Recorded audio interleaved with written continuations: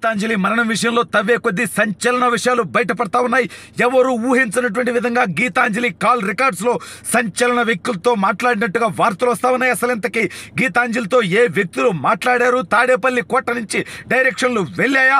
అసలు ఆవిడ హత్య వెనుక కారణం ఏంటి? గీతాంజలి ఏం మాట్లాడింది? ఎవరితో మాట్లాడింది? అది హత్యనా ఆత్మహత్యనా అనేది ఈ వీడియోలో వివరించబోయే ముందుగా ఇప్పటివరకు మన ఛానల్ సబ్స్క్రైబ్ చేయని వాళ్ళు ఖచ్చితంగా సబ్స్క్రైబ్ చేయండి, మరో 10 మందితో చేయించండి. ఇక విషయానికి వస్తే గత 2-3 రోజులుగా సోషల్ మీడియాలో తీవ్రంగా చర్చ జరుగుతున్నటువంటి అంశం గీతాంజలి అనేటువంటి వైసీపీ సోషల్ మీడియా పెయిడ్ కార్యకర్త మరణం. సరే, ఎవరినైనా మరణించినప్పుడు ఖచ్చితంగా మనమందరం కూడా ఆ విషయాన్ని పక్కన పెట్టాల్సినటువంటి అవసరం ఉంది.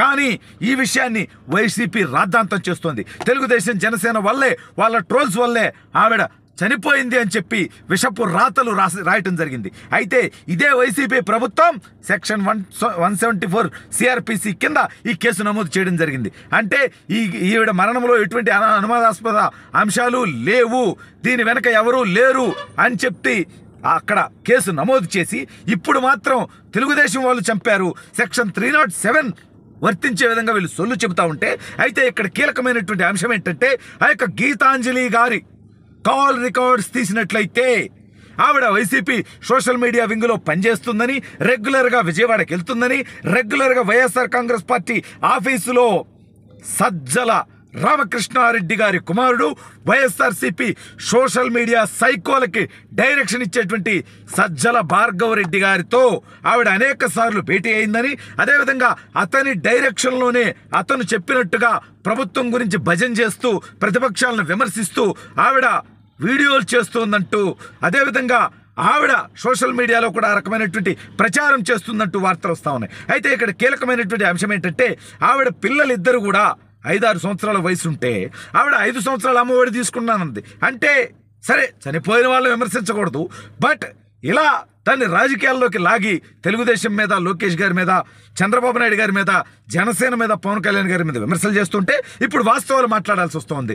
అంటే పుట్టిన ఏడాది బిడ్డకి లేదా 2 సంవత్సరాల బిడ్డకి అమ్మఒడి ఇవ్వడం జరుగుతుందా ఈ ఆంధ్రప్రదేశ్ రాష్ట్రంలో? అలా ఏ ఒక్క తల్లి కన్నా ఈ రాష్ట్రంలో అమ్మఒడి వచ్చిందా అని చెప్పి సూటిగా ప్రశ్నిస్తా ఉన్నా. ఈ చిల్లరగాళ్ళు, ఈ సైకోగాళ్ళు, ఈ పనికిమాలినోళ్ళు, ఈ బానిసలు, ఈ బఫోన్లు ఇవాళ కొంతమంది పెయిడ్ సైన్యాన్ని పెట్టుకొని వాళ్ళకు అనుకూలంగా భజనలు ఏ విధంగా చేయించుకుంటారో మనం గత ఎన్నికల ముందు చూసాం. ఈ రకమైనటువంటి విష ప్రచారంతోనే అధికారంలోకి వచ్చారు.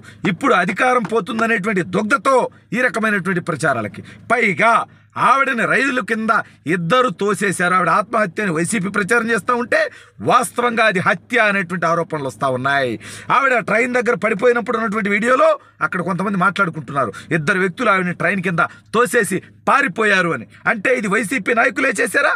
ఆవిడ హత్యని రాద్ధాంతం చేసి, ఆవిడ హత్యని ఆత్మహత్యగా మార్చి దాన్ని తెలుగుదేశం జనసేనకి అంటగట్టి రాజకీయ లబ్ధి పొందేటువంటి విష ప్రచారానికి పునాదులు వేశారా?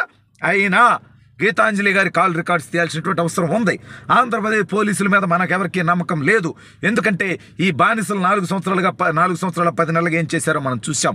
ఎవరైతే ప్రశ్నిస్తారో, ప్రభుత్వం తప్పుల్ని నిలదీస్తారో వాళ్ళ మీద కేసులు పెట్టడం, సిగ్గులేనటువంటి బతుకులు బతకడం, వాళ్ళ మీద 3rd డిగ్రీలు ప్రయోగించడం. సరే, ఆ 3rd డిగ్రీలు ప్రయోగించిన కొడుకులు, తప్పుడు కేసులు పెట్టినటువంటి లుచ్చాలని ఖచ్చితంగా రాబోయే రోజుల్లో దోషులుగా నిలబెడతాం.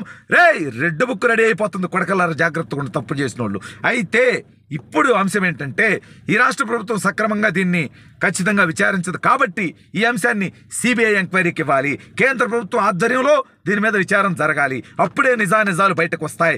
అసలు ఆవిడ ఫోన్ కాల్ రికార్డ్స్ కానీ, ఆవిడ యొక్క లొకేషన్స్ కానీ ట్రేస్ చేస్తే అప్పుడు ఆవిడ ఏ సందర్భాల్లో ఎక్కడికి వెళ్ళింది, ఎవరెవరితో మాట్లాడింది, ఎవరు డైరెక్షన్తో ఆవిడ అలా మాట్లాడింది, ఎవరి డైరెక్షన్తో ఆవిడ లేని అబద్ధాలని, అభూత కల్పనల్ని ప్రజలకు చేరవేసేటువంటి ప్రయత్నం చేసింది, దేనికోసం చేసింది, ఆవిడకి నెల పేమెంట్స్ కూడా వైసీపీ నుంచి వస్తున్నాయి అనేటువంటి ఆరోపణలు ఉన్నాయి. సరే, ఇవన్నీ నిజమా కాదా అనేది విచారణలో తేలాలి. కానీ ఆంధ్రప్రదేశ్ పోలీస్ వ్యవస్థ అధికార పార్టీకి ఉడిగం చేస్తోంది కాబట్టి ఇవాళ ఈ పోలీసు వ్యవస్థ సక్రమంగా విచారణ చేస్తుందనేటువంటి నమ్మకం లేదు. కాబట్టి ఇవాళ ఖచ్చితంగా దీనిపై సిబిఐ ఎంక్వైరీ రావాలి.